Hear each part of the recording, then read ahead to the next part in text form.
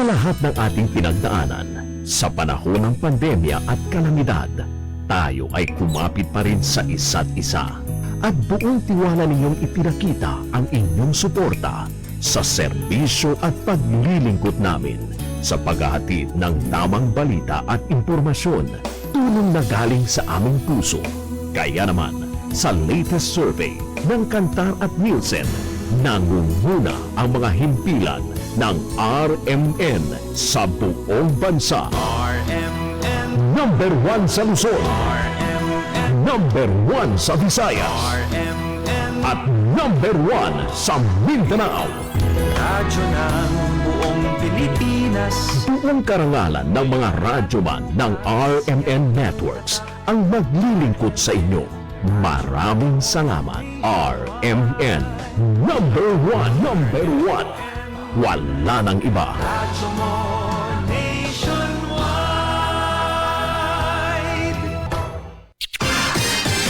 Ito ang DXMY. The Music and News FM station of RMN. Sa Cotabato. 90.9. DXMY. Oras sa Pilipinas sa DXMY ganap na ang alas 5:02 na po ng umaga. Tatak RMN.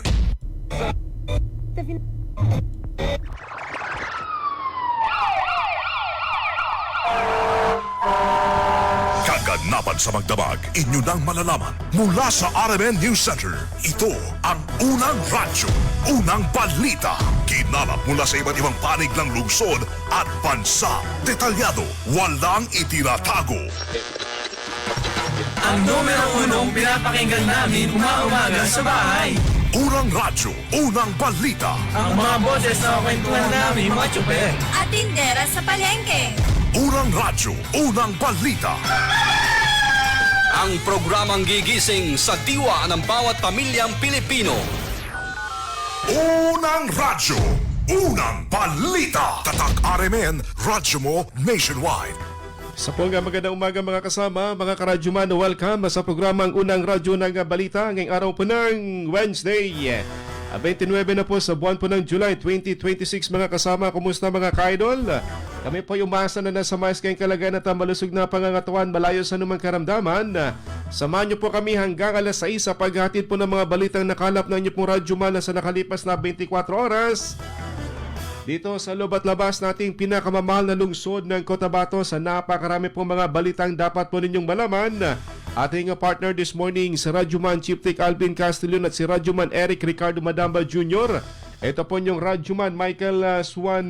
Una sa lahat, headlines. 3 tulak na droga arestado sa mga kaiwalan na lugar kahapon dito sa Cotabato City. Una sa lahat, headlines. Isang malaking ahas, abay, na-recover sa isang kisami sa isang tahanan sa bahagi ng barangay Ross Ridge number 6. Una sa lahat, headlines. 8 mga establishmento nasunog sa bahagi ng Brose sa barangay Tamuntaka sa Dato din Sinswat sa Maguindanao del Norte kahapon. Una sa lahat, headlines. Peace Covenant signing ng mga kandidato para po sa first barn parliamentary election na sinagawa kahapon dito sa Cotabato City. Una sa lahat, headlines. Ganon din sa mga kandidatong tumatakbo sa Maguindanao del Norte at del Sur, nagsagawa din po ng Peace Covenant signing para sa mapayapang halalan. Una sa lahat, headlines. Dito naman sa Special Geographic Area, gagawin naman ng Peace Covenant signing ng mga kandidato sa 1st at 2nd District ng SDA. Una sa lahat, headlines. Gagawin po yan sa 6th o 2nd Brigade. Una sa lahat, headlines. 500 o lalaking high-value individual arestado sa Kidapawan City. Una sa lahat, headlines. Isa patay, isa sugatan sa nangyaring pananambang sa Basilan. Una sa lahat, headlines. MILAP at MNLAP nagkaisa para sa mapayapang BARM election. Una sa lahat, headlines.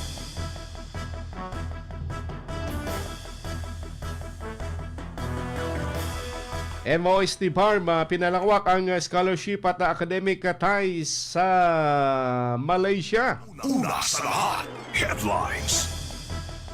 Sa balitang national, Department of Energy suportado ang panawagan ni PBBM na amyenda ng EPIRA Law para matanggal ang system loss charges. Una sa lahat, headlines. Ombudsman na inatasan si ex-House Speaker Romualdez na sagutin ang kinakarap na mga reklamong plunder, graft at iba pang kaso. Una sa lahat, headlines. Balita naman na sa ibayong dagat lindol yumanig sa Southern Japan. Una sa lahat, headlines. Radyo! Kinig na ng radyo! Kinig na ng radyo! Yung dagat lindol. Para una ka, eto na, Lahat ng kailangan mong malamang balita, impormasyon, reaksyon, aksyon, umaumaga. nakakarga na sa Unang radyo, unang balita. Sa bago at umarangkadang programa para sa mga naghahabol ng oras. Umaumaga, bago ka lumarga, mga kaganapan ay alam mo na. Unang radyo, unang balita. Dito lamang yan sa DXMY RMN Cotabato. Unang radyo, unang balita. Isa na namang produktong Tatak RMN. Radyo mo. Nationwide. Muli isang magandang umaga mga kasama, mga karadyoman. Welcome sa programang Unang Radyo ng Balita. Araw po ng Wednesday. Araw po ng laging saklolo mga kasama. Kumusta? 37 barangay ng Cotabato City at dito rin po sa bahagi ng SJ at sa North Cotabato. Sa ating mga farmers at maging isda, good morning po sa inyo. Sa mga nakatutok sa 90.9 FM sa 37 barangay ng Cotabato City, mapita sa kanilang unsahan. Sa mga nagkakape, sa mga sandaling ito, kumusta po kayo? May kasamang pandesal o anuman, may kasamang kumukunsi, may kasamang dudol. Good morning po sa inyo sa Bagsakan area, sa area po ng Mega Market. Good morning. Sa mga bus driver na may biyaheng malalayo, good morning po sa inyo. Sa area po ng papunta ng Davao, Jensan, Cagayan, good morning. Sa ating mga Facebook page sa viewer, huwag kalimutan na i-follow tayo, like at i-share yung ating balitaan para kayo updated na sa mga kaganapan dito sa lungsod, sa Bangsamoro Region at sa iba pang panig po ng ating kapuluan. Good morning kay Katma President Toots Sapto, kay Asley Kudarat at kay Dato Tugoto, kay Mad Samba, good morning. Kay Martes Carillo de la Torre Sedon Mambing, good morning. Diyan sa Team Talipapaha sa RH9, good morning po. At kay Kuya Bong Sedon, kay Dato Unoto Di Maukom, good morning sir. Diyan sa bagi ng Dato Saudi, kay Joselito Gallego sa Libungan at kay Marvin Leon, kay Father Elmar Cordel, kumusta Fads? Sa UPI, kay Main Masukat Akan, good morning. Kay Sally Abdul Karim at kay Bayo Makul Sumitibang Waya, kay Dato Tung Waya ng Purok Bayalabi sa Dato Balabaran, kay Miss Bundo at kay Simay Adam, kay Nancy Sabado Rimonde at kay Beth Suagabla. Good morning po sa inyo. Dumako tayo sa detalye po nating balita mga kasama. Malungkot na balita, patay isang 17 years old na binatilyo habang sugatan naman ang isa pang lalaki matapos lang tambangan ng di patukoy na mga salarin sa bahagi ng barangay Kabangalan, Ongkayapukan sa probinsya po ng Basilan. Kahapon po ng madaling araw, kinilala ng Ongkayapukan Municipal Police Station ang nasawing biktima na si alias Jamir na residente ng barangay Mibak ng Sumisip Basilan, habang ang sugatang biktima ay nakilala ding si alias Abo na patuloy na ginagamot habang isinasa ilalim sa verifikasyon ng kanilang mga identity. Batay sa inisyal na investigasyon, galing umano sa isang kasalan ang dalawa sa barangay Kabangalan at napapawid na sana sa kanang single motorcycle nang pagbabarilin sila ng mga armadong kalalakihan alas 12:15 ng madaling araw. Habang binabaybay ang barangay road sa naturang lugar, dineklarang dead on arrival si Jamir dahil sa matinding tinamong tama ng bala sa kanya pong katawan, habang kaagad namang naisugod ang kasama nito na si Abo. Sa ngayon, nagpapatuloy pa rin po yung investigasyon ng kapulisan sa pananambang. Unang radyo, unang balita. Dito naman sa Maguindanao del Norte, 8 mga establishment ang nasunog kahapon pasado alas 10 ng umaga matapos na sumiklab ang apoy sa isang RTW store. Diyan sa bahagi ng crossing Brose na mabilis na mga kumalat dahil sa mga panindang RTW o mga damit at mga perfume. Kung kaya't mabilis pong kumalat sa katabing mga pawn shop. Itong RD Pawn Shop, Palawan Pawn Shop, Western Union at ang MLM Luwilier at ang Cebuana Luwilier. Maging isang tindahan ng animal clinic ay nasunog din. Pati yung ilang mga pusang nakakonfine sa naturang animal clinic.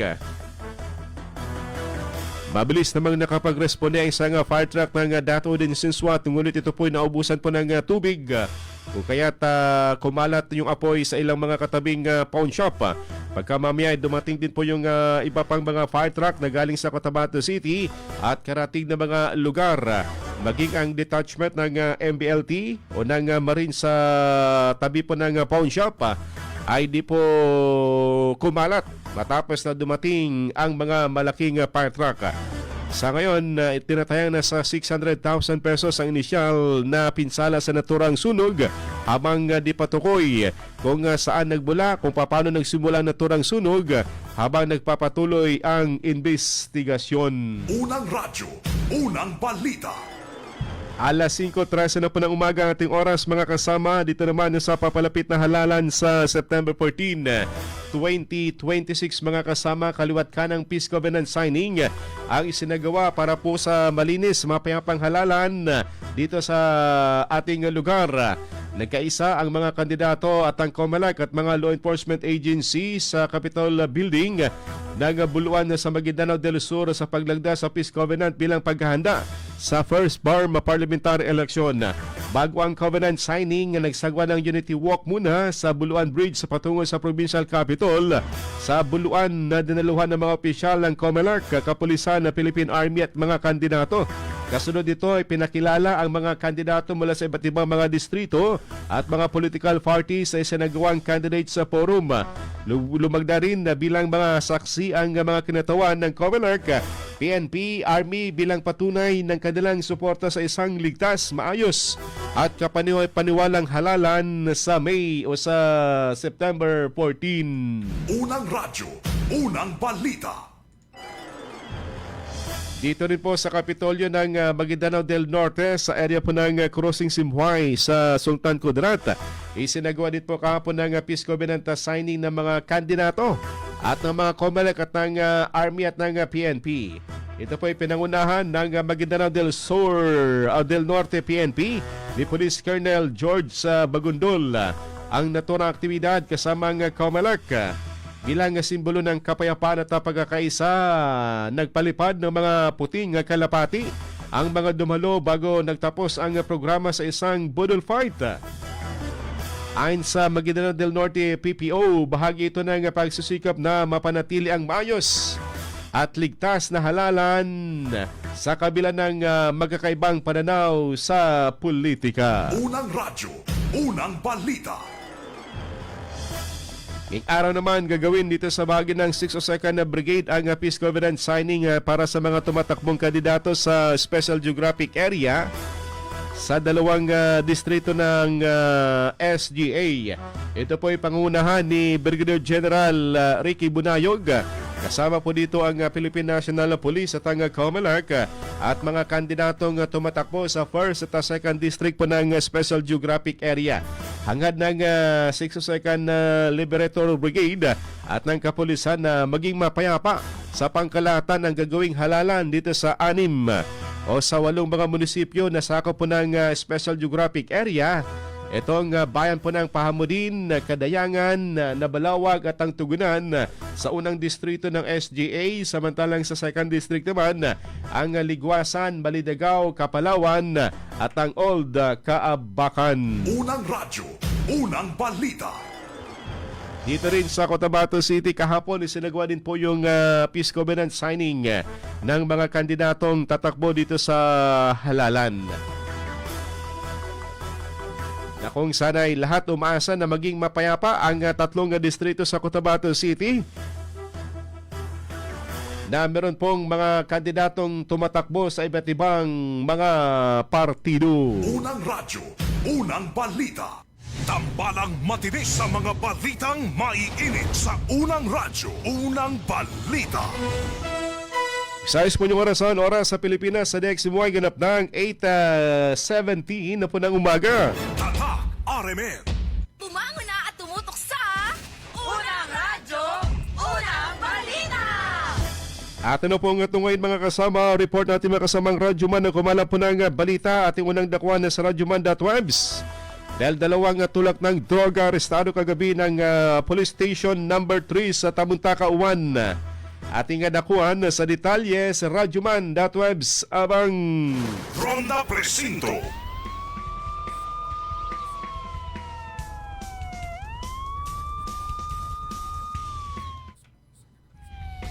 Inged, Barangay sa kulungan ng bagsak ng dalawang lalaking drug suspect matapos masakote ng PNP Station 3 sa bypass operation alas 11 kagabi sa bahagi ng Purok Talainged, Barangay Tamuntaka, Cotabato City. Kinilala ni Police Station 3 OIC Police Captain Nura Rahma Abdullah ang mga suspect na sina Haider Unos, 30 anyos, street level individual, taga Barangay Tambak sa Latudin, Sinsuata, Maguindanao del Norte, at si King Bago, 45 anyos, residente naman ng Purok Talainged sa Tamuntaka sa lungsod.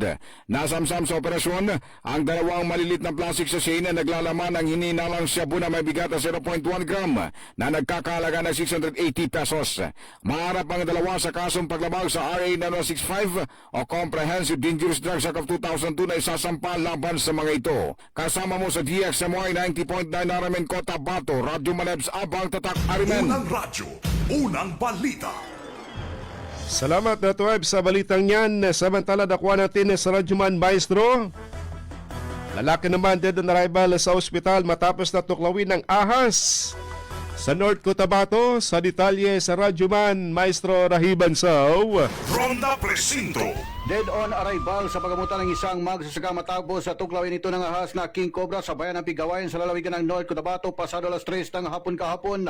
Kinilala ang naturang biktima si Errol Castro na sa hustong gulang residente na sabing bayan. Ayon sa kanak ng biktima, habang nililinis nito ang punong kawayan ay bigla na lang itong tinuklaw ng ahas sa kanyang dibdib. Una nila itong dinala sa albularyo ngunit dahil sa nahihirapan itong huminga ay kinailangan itong dalhin sa pagamutan. Makalipas ang ilang sandali ay kinailangan itong lipat sa isa pang malaking pagamutan sa lungsod. Subalit ideklara nito ng mga atending pisisyan na dead on arrival. Kasama mo sa DXMY 90.9 Radyoman Maestro Rahiban sa Tatak Arimen. Unang radyo, unang balita. Salamat Maestro sa balitang yan. Samantala, high value individual arestado naman sa Kidapawan City. Sa detalye sa Radyoman Dato Jul Di Mapalaw. Ronda Presinto. Dinampot ng mga otoridad ang isang high-value individual o SVI matapos makumpiskahan ng mahigit 346,000 pesos na halaga ng pinaginalang shabu sa pagpapatupad ng search warrant sa Barangay Singaw, Kidapawan City, North Cotabato. Kinilala ng pulisya ang sospek na si Leslan, 50 anyos, at isang delivery truck driver na nakumpiskahan pa ng 12 sachet ng pinaginalang shabu na tumitimbang ng 51 grams. Swak sa kulungan ang sospek at sasampahan ng kasong paglabag sa Republic Act 9165 o Comprehensive Dangerous Drugs Act of 2002. Pinuri naman ni Pro-12 Acting Regional Director, Police Brigadier General Alan Manibog ang mga operatiba sa matagumpay na operasyon at iginiit ang pagpapatuloy ng pinaigting na kampanya laban sa iligal na droga sa Rehiyon 12. Kasama mo sa DXMY 90.9 RMN Cotabato, Radyoman Julie Mapalaw, Tatak Arimen. Unang radyo, unang balita. Salamat Dato Jul sa balitang yan. Dakwa natin sa Radyoman Daisy sinasabing mga Tagalano del Sur nanawagan na napahusayin ang proseso ng claims sa right of way para sa government projects. Sa detalye sa Radyoman Daisy Mangod. DXMY. Tatak RMN. Hiniling ng Report. stakeholders sa Lanao del Sur sa mga mambabatas ng Bangsamoro na magpatibay ng mga batas na magpapahusay sa proseso ng pagkuha ng claims sa road right of way at magpapabili sa pagpapatupad ng public infrastructure projects. Ang naturang panawagan ay ipinaabot ng mga stakeholders sa pagpupulong nitong Lunes, saan humingi ng mga mungkahi at rekomendasyon ang mga mambabatas ng rehiyon hinggil sa Bangsamoro Transition Authority o BTA Bill number 364, isang panukalang batas na naglalayong obligahin ang pagsasama ng pondo para sa road right of way acquisition at makatarungang kabayaran o just compensation sa lahat ng proyektong pang-infrastruktura ng Bangsamoro Autonomous Region. Ayon kay BTA Parliament Member Jafar Apollo Mikhael Matalam, chairperson ng Public Works Committee, nilalayo ng panukalang batas na magkaroon ng mas malinaw at organisadong sistema sa pagkuha ng mga pribadong ari-ariang kailangan sa kapakinabangan ng publiko. Ani Matalam, magpapatuloy ang kanyang komite sa pagsasagawa ng mga konsultasyon sa iba pang lalawigan ng Bangsamoro sa susunod na buwan upang mangalap ng higit pang mga rekomendasyon at pananaw mula sa mga nasasakupan. Kasama mo sa DXMY 90.9 Radio Monday si Mangud, Tatak Unang RMN. radyo, unang balita. Salamat Radyo Mandaisy sa balitang yan. Good morning sa mga nakatutok pa rin po sa atin kay Bads Alab, kay Amanda Lumpan, good morning kay Mud Sainal, kay Randy Santisas, kay Jun Kasan, kay Abu Rashid Hussein.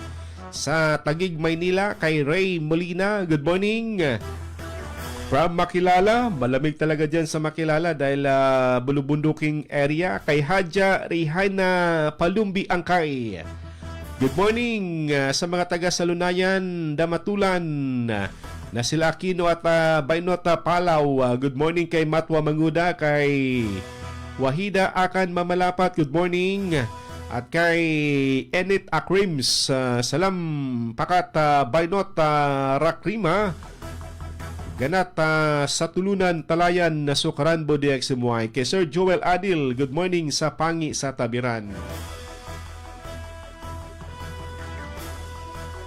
Kay Jordan Israel Salaban, good morning. Pa-shoutout ko lang mga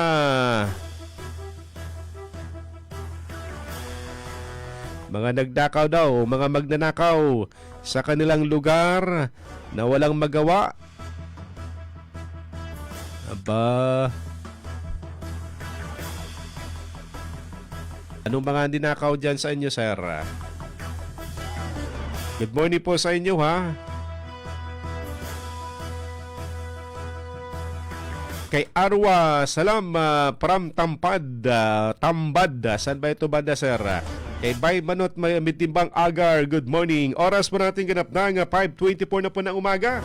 Oras na para tayo po humigop ng Masilman Strong Coffee para may lakas tayo sa buong maghapon. Mga unang balitang kailangan mong malaman. Mga isyung huhulma sa inyong kaisipan. Unang radyo, unang balita. Unang radyo, unang balita. That time check is brought to you by Centrum Silver Advance. May nutrients adjusted for age 50 plus. Tulong para malakas ang resistensya, healthy heart, and sharp memory. The #1 multivitamins for age 50 plus. This time check is brought to you by iBerry Gold. Mas daghan ang lutin, mas epektibo, mas klaro. This time check is brought to you by Milo. Drink Milo every day. This time check is brought to you by Nescafe Classic. Mag-Nescafe Classic araw-araw. 100% puro at natural. Pinakamasarap na black coffee. I'm Maria Janet Azarcon from Davao City. Dancing is my passion, pero minsan, hindi maiiwasan na nakakaramdam ako ng pananakit ng tuhod. Salamat sa Panginoon, I met MX3 Capsule. Based on the Journal of Aging Research and Clinical Practice, malaking tulong ang MX3 Capsule para maibsan ang pananakit ng tuhod kasabay ng tamang pagkain at exercise. No worries na ako sa sakit ng tuhod. Thank you MX3 Capsule. Dito ako believe. Mahalagang paalala, ang MX3 capsule ay hindi gamot at hindi dapat gamiting panggamot sa anumang uri ng sakit. MX3. Dito ako believe. Sakit galikod ug hawak, ngulngul nga mga kasukasuhan, hawoy nga kaluwasan, aniya na ang Nance Liniment Oil. Ang tubag sa mga kasakit. Gama kini sa mga natural na mga elemento sa mga tanom. Maayo kini sa mga adunay arthritis ug rayuma. Pwede sab kini sa mga buros ug mga bata, labi na sa adunay pinakang lamok ug uban pang mga insekto. Dakong tabang usab ang Nance Liniment Oil para sa mga na-stroke ug paralisado aron mas mapadali ang ilang pag-recover. Kinisab ang mga ginagamit sa mga masahista ug mga asawa aron siguradong wagtang ang mga panuhot ug pamugnaw ni Mister. Nance Liniment Oil, sukad kani adto hangtod karon, mabati ang tinuuray nga haruay nga pamati. Nance Liniment Oil, available sa tanang butika. Goodbye to me, Masya. Hello, bright bar blue. Isang labanan yan. Bright bar blue. Pride Bar Blue with powerful stain-away enzymes. Malupit magtanggal ng dumit mancha pero di masakit sa kamay. Goodbye to me, Masya. Hello, bright bar blue. Isang labanan yan. As tested ang cotton and polycotton. Sa mancha, malupit. Sa kamay mo, mabait. Pride Bar Blue, manufactured by ACS Manufacturing Corporation. ISO certified, world-class quality. ACS. 1 plus 1. 2 plus 2. 4 plus 4. 8 plus 8. 16. 5 plus 4. 9. 5 plus 5. 10. My name is Maria Arlina Sabel F. Ion. I drink Remind Choco. It's so delicious and yummy. I love Remind Choco. It makes me more smart and pretty. Para sa Smart Kid, Remind Choco, isa ka sa shay lang. Kada adlaw. Sa isa ka tasa, pwede init or bugnaw nga tubig. Remind Choco para paspas ang pagtubo og smart ang atong anak. Ahoy! Kidney Care time! Perhesyon ning magpa-dialysis. Gasto kaayo. Maayo na lang ni ang Kidney Care. Brad, unsay imong nasinati sa Kidney Care?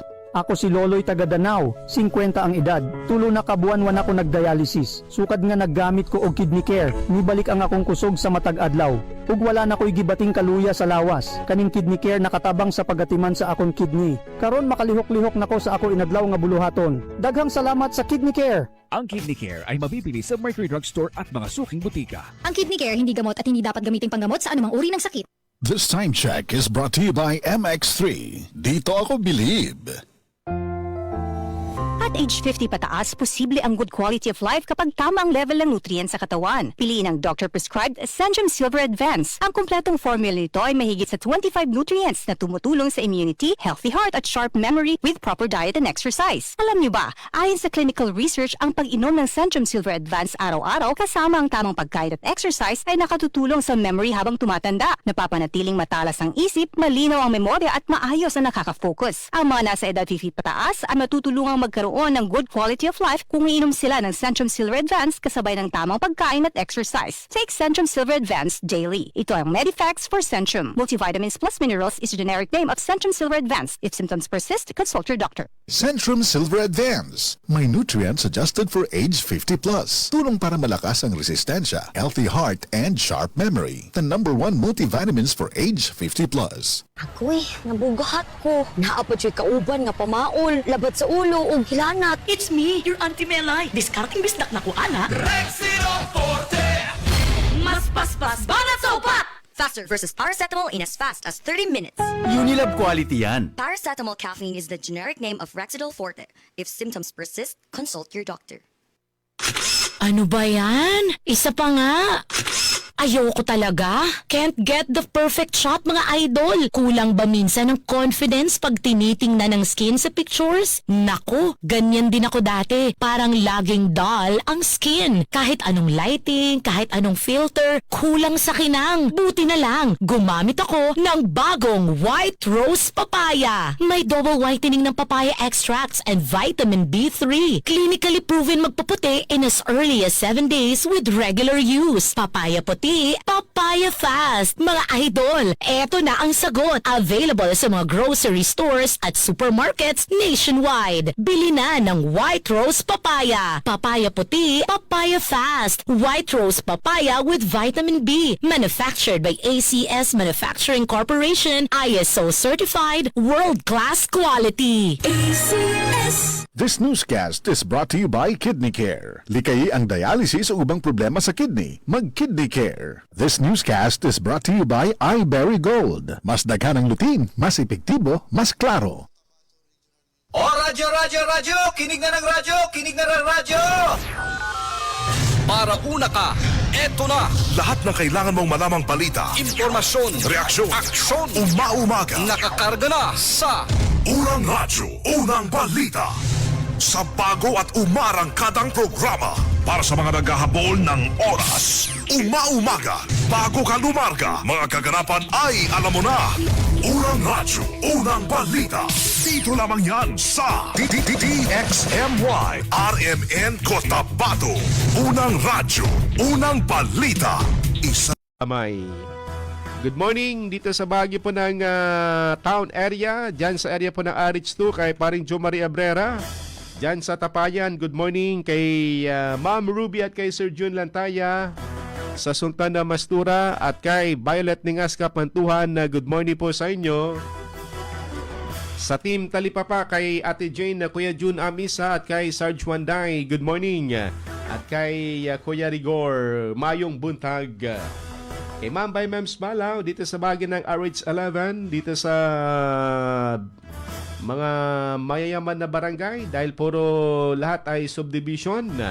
Diyan sa Piña Francia, sa Porbayors, Peterbilt, San Pablo, ano pa ba yung dyan sa dulo, sa Mentors Village. Lahat puro mga subdivision yung area dyan sa RH11 kay Kap Joe Binangon. Good morning!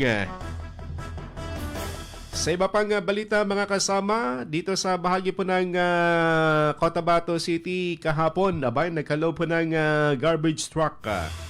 Ang Mendre kasama po ang MP ng Sultan Kudarat. Ang Deputy Speaker na si Attorney Shaka Mastura nag-turnover ng garbage at ni Deputy Speaker Attorney Shaka Mastura ang pagkakaloob ng naturang dalawang compactor. Garbage truck compactor.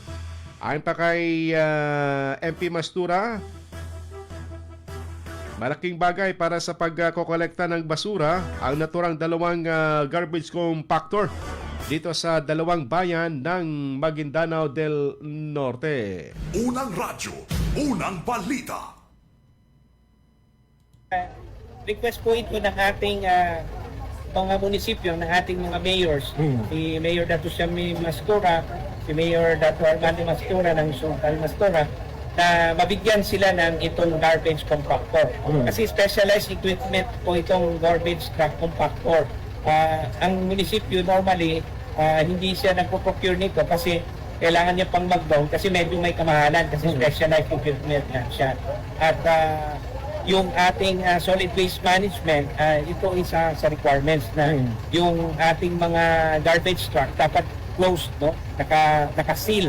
Kasi yung requirement is walang hazard o walang waste na mag-contaminate sa environment. So napakahalaga po ito sa kanilang mga programa. At yun nga sinasabi ko na because of the request of these two municipalities na fulfill natin yung kanilang request, bago pa magkampanya kasi afterwards mahirap na po na yung isang kandidato ay maging involved in the delivery of services during the campaign period. Unang radyo, unang balita. Ganun din, nakaloob din po si MP Alandato Pagayaw ng naturang garbage compactor para po dito sa CRMC.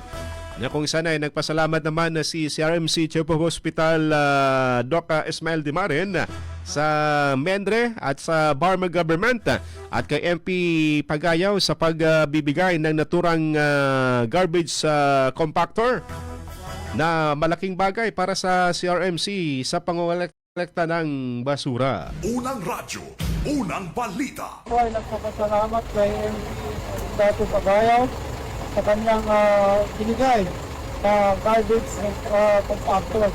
So ito po ay napakalaking halaga and napakalaking tulong itong bigay niya dahil po sa marami po sa kaming basura, kaming waste disposal. Dahil po ang Cotabato Regional Municipal ay nag-expand po, lumalaki po ang ating hospital, marami ang pasyente, marami po kami pinakakain, yun po, ang ating mga pasyente, dumarami po ang ating mga abastama. So, tayo po, ito ang bigay ni Tayaw na garbage compactor para mangolekta ng basura.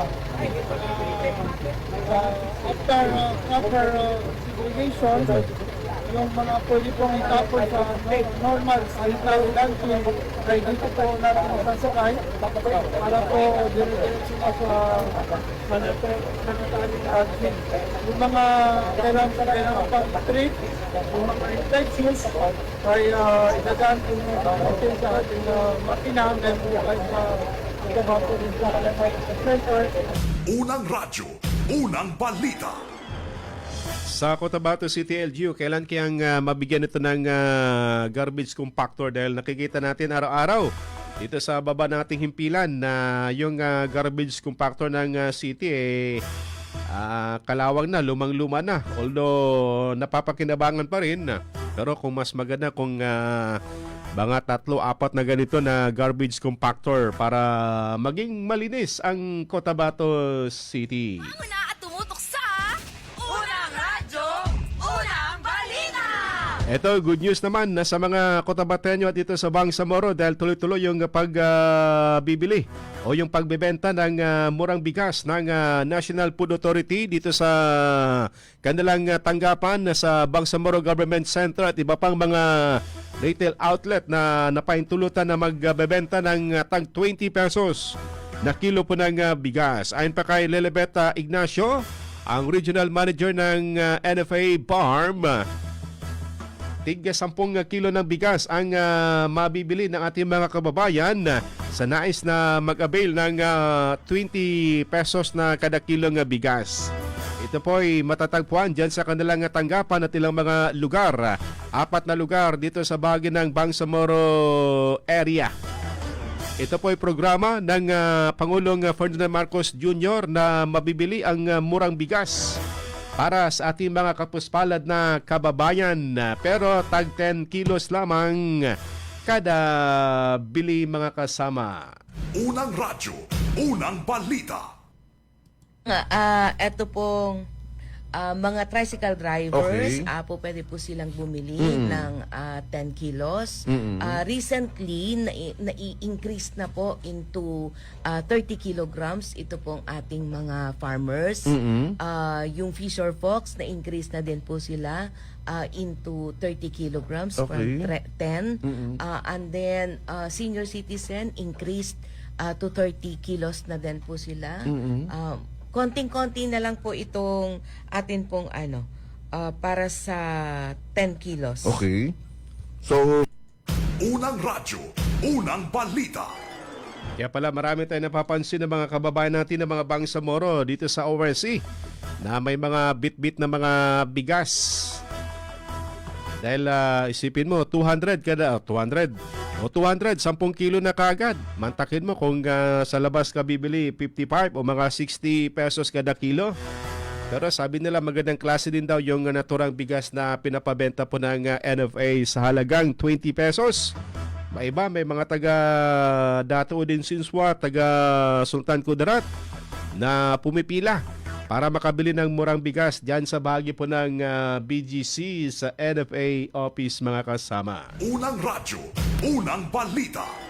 Sa iba pang balita, kaisa o buang suporta ng mga komanda ng Moro Islamic Liberation Front at ng Moro National Liberation Front sa patuloy na pakipagtulungan sa militar upang mapanatili ang kapayapaan at seguridad sa nalalapit na BARM election. Sa isinagawang Partners for Peace meeting sa 2nd Mechanized Infantry Makasag Battalion sa Lambayong, Sultan Kudarat, tinalakay ng mga kinatawan ng AFP, MILF at ng MNLF, lokal na pamahalaan at iba pang mga stakeholders ang pagpapalakas ng koordinasyon laban sa mga banta sa kapayapaan. Nilagdaan din ang isang MOA o MOU sa ilalim ng Partners for Peace sa inisyatibo pang higit pang pagtibayin ang pagtutulungan ng bawat panig. Inikayat din ang mga lider ng MILF at ng MNLF na ipagpapatuloy ang responsableng pamumuno at maging mapagmatyag laban sa sinumang maaring magdulot ng kaguluhan sa kanilang mga komunidad. Unang radyo, unang balita. Samantala, bahagi ng usapang pangkapayapaan sa pagitan ng GPH at ng MILF ang napipintong BARM parliamentary election sa September 14. Ayon pa kay MP Abdul Basit Bobby Benito, mahalaga na nabanggit ng Pangulong Ferdinand Marcos Jr. sa kanyang ikalimang sona ang naturang pagtutuloy ng halalan. Ang nalalapit na first BARM election sa Bangsamoro Region ay panibagong yugto umano ng pagpapatupad ng peace agreement. Ngayong matutuloy ng BARM election, mas mainam na ang tutukan naman ay mas pagpapaigting pa ng voters education initiatives. Ayon pa kay MP Benito, anya, mahalagang maunawaan ng publiko ang kaibang sistema ng parliamentary election kabilang ang tamang proseso ng pagboto at papel ng political parties. Unang radyo, unang balita. Ang itsura.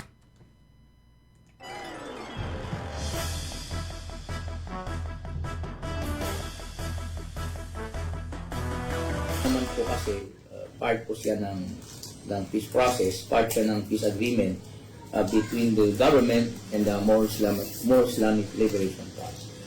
So, yung pagkakaroon ng first Bangsamoro parliamentary elections sa September 14, 2026 is another implementation of the peace agreement. So matatapos ng transition na umabot din po tayo ng more than 6 years na in transition. At alhamdulillah, ngayon po ay tuloy na. Ito naman po yung ating sa mga Bangsamoro kasi isa po ito siya sa ating mga advocacy noon, ang ating panawagan sa national government na magkaroon na, ma-exercise na natin yung ating constitutional mandate, yung ating right to suffrage, yung ating pagpili ng ating mga leaders dito sa Bangsamoro Autonomous Region, in Mindanao. Parati po kasi natin sinasabi na we are being dictated by Malacanang, Imperial, Manila. So at least ngayon, magkakaroon na tayo ng election, so wala na po yung mga issue na yon. So yun yung kumbaga sa akin, yung pinaka-highlights doon sa kanyang pang-limang State of the Nation address. Unang radyo, unang balita. Tambalang matinis sa mga balitang maiinit sa unang radyo, unang balita. Oras ganap ng 5:46 na po ng umaga. Tatak RMN. Bumangon na at tumutok sa Unang Radyo, Unang Balita! Ating balikan mga kasama, report ating mga kasamang Radyoman, si Radyoman.Webs dahil sa pangtulak droga.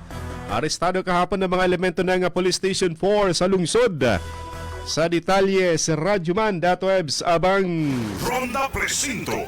Timbog sa drug bypass operation ng Police Station 4 Drug Enforcement Team ang lalaking runner ng ilegal na droga matapos masakote kagabi alas 9:50 sa bahagi ng Purok 6, Barangay Poblacion 6, Cotabato City. Kinilala ni Police Station 4 Commander newly promoted Police Major Eduardo Malikdem ang suspek na si Saddam Ali, 32 anyos, iwalay sa asawa, fish vendor, residente sa nasabing barangay. Nakuha na ng suspek ng isang maliit na plastic sachet na naglalaman ng suspected drugs na may bigat na 0.1 gram na nagkakalaga ng 680 pesos. Swak sa selda ng Istasyon 4 ang suspek at maharap sa kasong paglabag sa RA 9165 na isasampa laban sa kanya. Kasama mo sa DXMY 90.9 Aramen Cotabato, Radyo Malebs, abang tatak Arimen. Unang radyo, unang balita. Salamat .Web sa balitang yan. Samantala,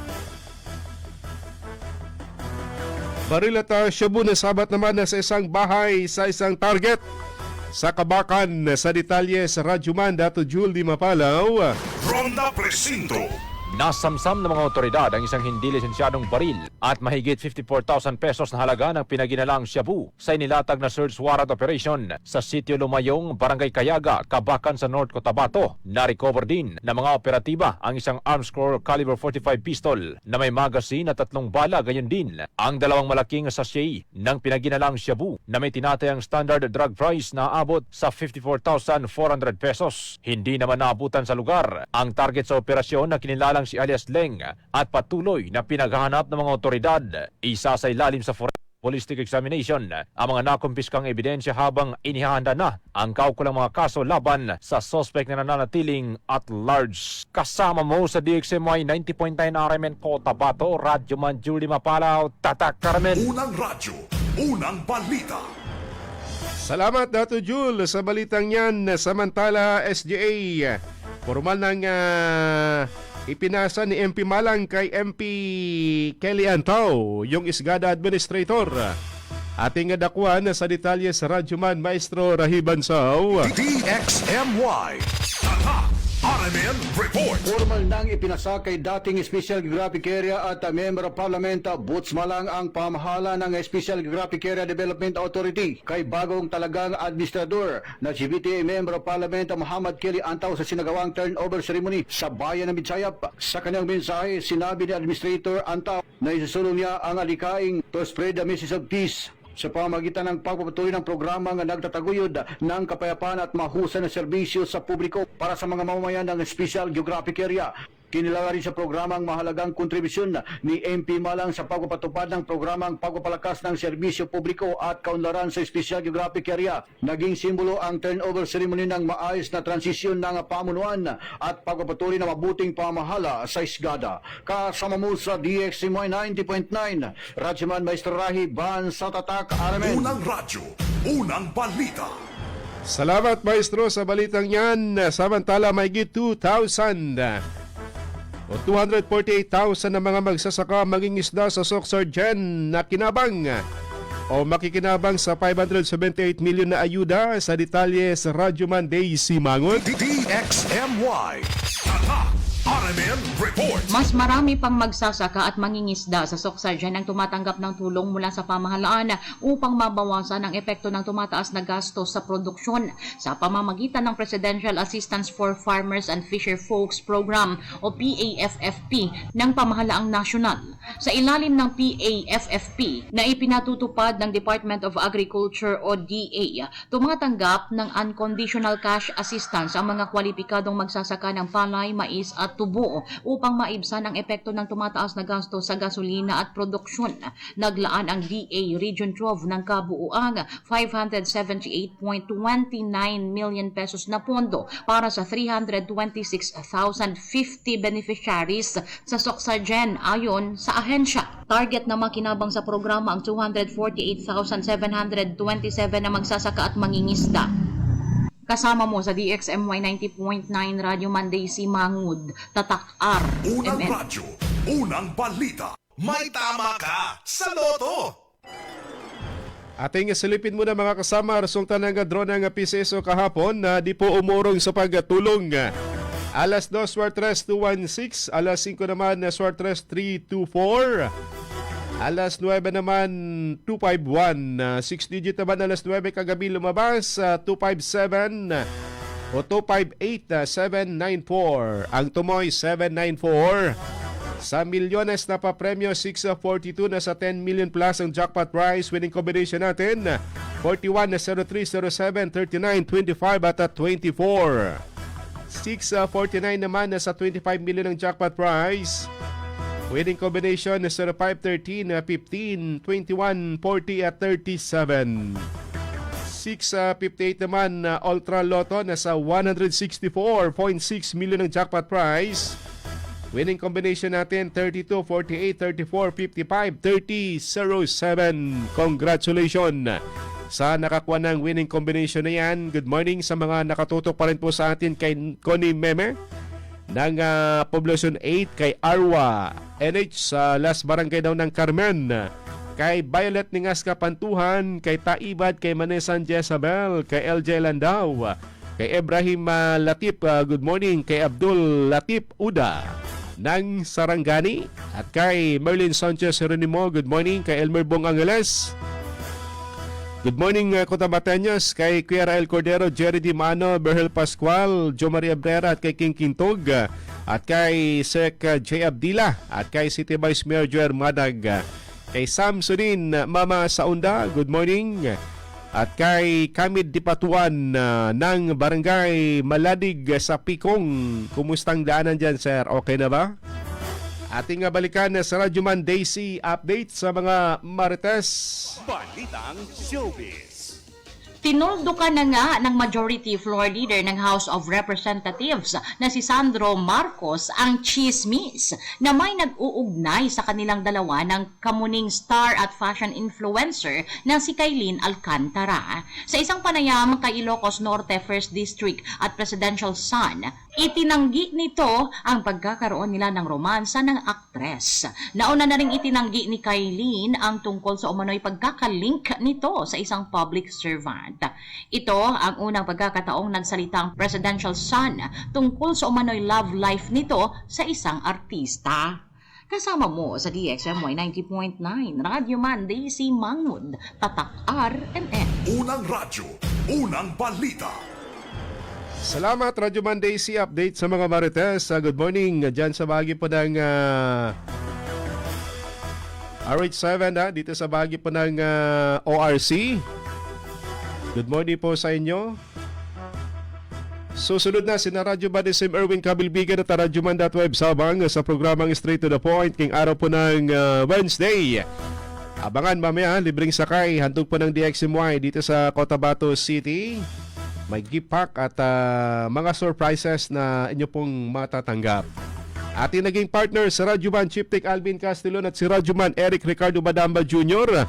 Ito po yung Radyoman Michael Swan. Salamat po sa inyong pakikinig. Good morning!